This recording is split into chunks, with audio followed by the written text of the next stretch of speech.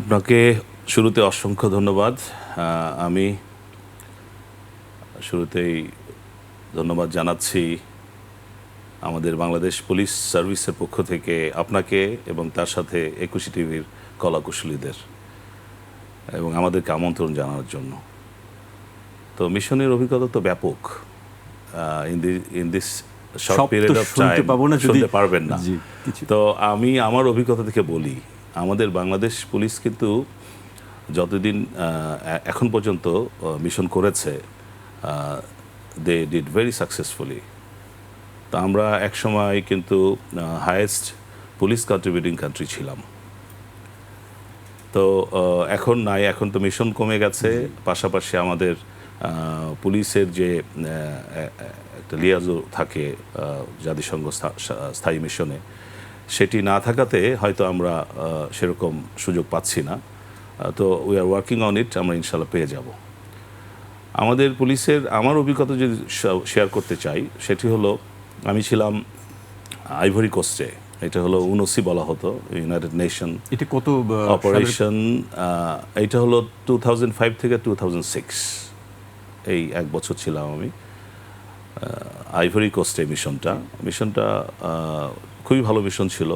আসলে the country was divided into two parts. একটি হলো বিরোধী দল চালাতো, একটি হলো সরকারি দল চালাতো। আমার এখনও নাম মনে আছে, প্রেসিডেন্ট নাম ছিল বাগবু আর বিরোধী দলের নেতার নাম ছিল ওয়াতারা। তো তারা কাউকে ছাড় দেবে না এবং এক দেশে দুই দেশ, ওরা ইমিগ্রেশনও করতো, ওদের ভিসা লাগতো, এরকম অবস্থা। Very interesting.